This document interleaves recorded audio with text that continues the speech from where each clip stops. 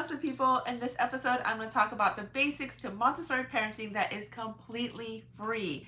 None of what I'm going to talk about today will cost you any money. If you're new to my channel, welcome. My name is Anissa and I summarize parenting books into short videos weekly. I also post videos on our own parenting lifestyle. Anyway, let's get to it. This video is part of a larger series summarizing the book The Montessori Toddler by Simone Davies. Now you can buy all those really fancy, expensive Montessori toys that you see online, like on Pinterest and Instagram, but you can completely miss out on the Montessori way and your child not even gain any benefit from this philosophy. Dr. Maria Montessori, the founder of the Montessori philosophy, started her school, La Casa de Bambini, in the poorest district with the disabled children. There was no money. There were no fancy wooden toys to start with.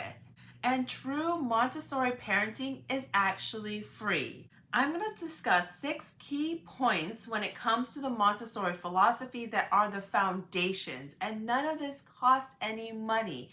And this is a true way to do Montessori at home. Not all those fancy things that you might see in a Montessori home tour like this video that I did earlier. So if you know anything about the Montessori philosophy, you'll definitely hear follow the child. And you're like, okay, sure, I'll follow the interests of the child. This isn't exactly to the point, but it involves so much more. Dr. Maria Montessori was a scientist, and that is how her brain works. So with any good scientist, you always start with observation.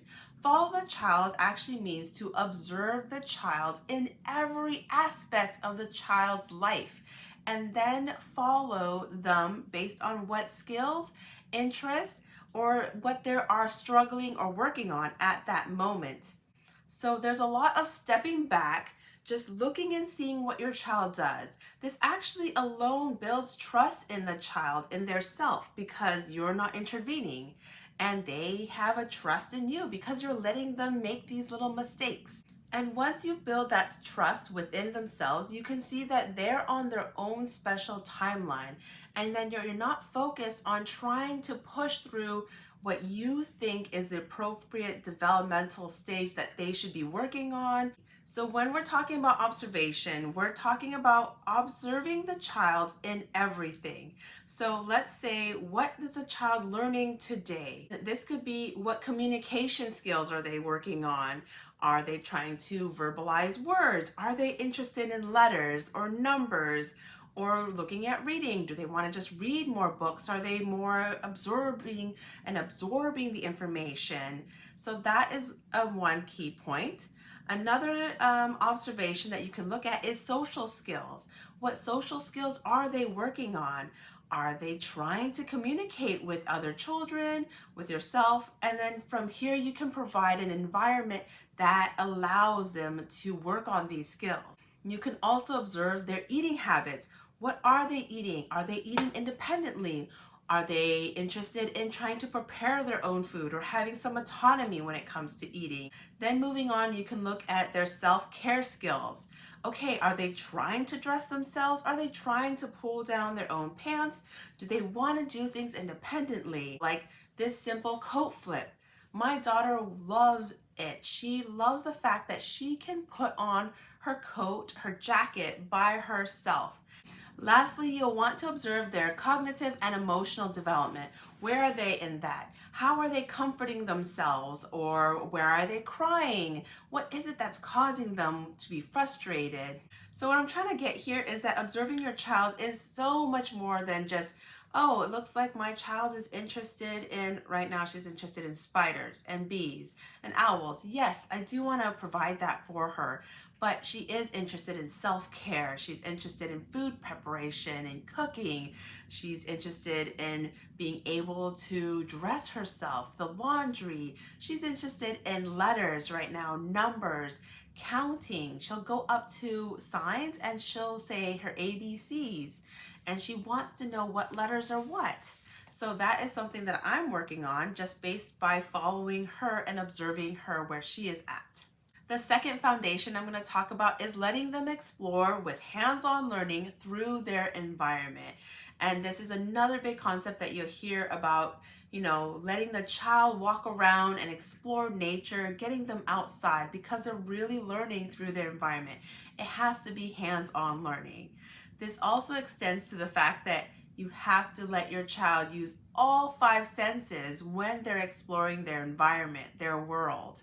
And that is seeing, hearing, feeling it, tasting it, touching it. And this can be a little bit tricky if you're not too comfortable with it. Instead of saying, no, don't touch that. No, don't do this. You'll want to let them touch it. What's it appropriate at least? Let them explore the environment or provide something similar that will be okay to your standards to let them touch and explore. So yes, you have to let your child explore their environment, get out in nature. And another phrase that you'll definitely hear with the Montessori is that there's no such thing as bad weather, but just bad clothing. And Maria Montessori encouraged the kids to be outside every single day. I don't always do this, so try your very best. And that is also something that's completely free. The next foundation I'm going to talk about is practical life. And we've all heard this also, but you want to include them in everyday life, what you're doing. I know what you do during the day when the chores, sitting on the table, cooking breakfast might be mundane to you, but to them it's so interesting and they want to be a part of it. So allow them to participate in these daily activities. Laundry, dishes, wiping down things, folding laundries, putting toys away. Let them participate. And when you're doing this, I know a lot of times we don't have time because letting them participate in these activities really just makes it longer. They're not efficient. It's like a waste of time and it tests your patience. But just try to set like 15 minutes and let them help out for a little bit of a task, or maybe on your day off when you do have some free time, set aside an hour or so that they can actually be involved in, say, baking something or preparing dinner. Doing this will make the toddler feel so much more confident in themselves and feel like they're part of the team, that they're contributing to the family. The next foundation is let them set the pace. They need you to go slow, to slow things down, to let them really process the information and practice the skill over and over again until they've mastered it. This is also really hard if you don't have a lot of time, and I understand you have a schedule, you're busy, you gotta get out of the house. You don't have time to sit there and watch them trying to put on their shoes for 15 minutes. So the suggestion in the book and my suggestion is that allocate the 15 minutes at a different time. I actually have a pair of shoes that are new, they're completely clean. We don't like to have shoes worn in the house, so I leave them out there for her. And when it's like her playtime, she actually can go to that and she can practice putting on the shoe, taking it off, walking around the house, feeling super confident when she does get it right, and then taking it off again. And this allows her time to practice when we don't have to go anywhere. Another thing is when going out for a walk. Now, if you have your baby in the stroller, they're kind of just being shuffled around. But if you let them out of the stroller, let them set the pace. This is also really hard sometimes too, because your 30-minute walk could be like an hour, 2 hours long, as the child wants to stop every 10 steps. But this allows them to really absorb the information that they are looking for, that they're seeking on their own. Another completely free, just, I guess everything is taking up time, but not money. This next one is called Help Me to Help Myself. And this simply means to set up the space in a way that the child can help themselves. You want to change the environment in what you can do that allows them to do things independently without asking for your help. This makes them feel super independent and they have like a responsibility to themselves. So it just builds on their confidence even more. So this has to do a lot with those like making things smaller or making it more accessible, putting little step stool or taking things down to their levels so that they can reach it instead of you bringing it to them. So the one thing that you'll want to remember is when allowing them to do things for themselves, you don't want to correct their mistakes.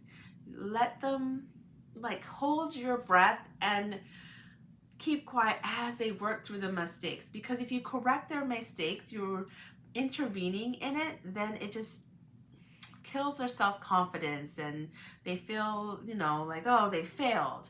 Whereas you want to intervene only when they ask for help. So are you supposed to never intervene, or when do you intervene? Yes, you can intervene. And before intervening or stepping in, you want to ask them, hey, do you need help with that? Do you want mommy to help you with opening the jar? If they ask or agree to it, then you intervene. Then you give back the task to them and they can work through it again. So the last foundation to the Montessori philosophy is encourage imagination to build creativity. Now, I have to point out, imagination is different than fantasy. There was a study that was done on young kids to see whether or not they can differentiate fantasy versus reality. And the results, kids under the age of 6 couldn't differentiate what was fantasy and what was real life. And that's why Dr. Maria Montessori really stressed the fact of only providing real items and not fantasy items, so nothing like dragons or unicorns and mermaids, because that's not what they're finding in real life. So if you have seen any of the Montessori toys, they're very simple, they're open-ended, and this allows for imaginative play. A toddler at about 2.5 years old will start doing imaginative play. As of right now, my daughter is just over 2 years old, and I see that in her. So the reason behind all of this is to exercise your creative mind so that when the kid becomes an adolescent, they find and seek creative solutions to real world life problems as adults. It's also important to note that Dr. Maria Montessori also encouraged kids to be bored, because when they're bored, their mind seeks stimulation. So then they start finding creative ways to entertain themselves. And that's where a lot of the Montessori philosophy, pushes away from these electronic toys or battery operated toys that are just here to entertain the person, as opposed to a toy that's like the wooden blocks or a pot and a pan, where they're really having to use their imagination to make this more interesting. To wrap it up, these 6 foundations build a connection of trust with the toddler and the adult. And having a relationship built on trust is important for the next chapter in this book, which will be next week's episode. So you'll have to tune in for that one.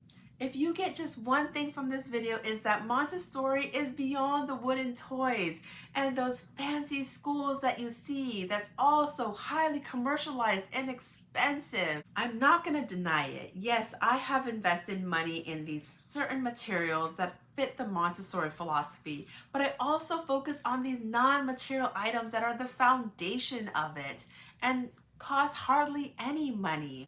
That's all I have for today. Thank you so much for watching. Comment below if you found this video helpful or what you have done to implement Montessori at home. As always, stay awesome with love from the Kaching family to yours. I'll see you in the next video. Bye!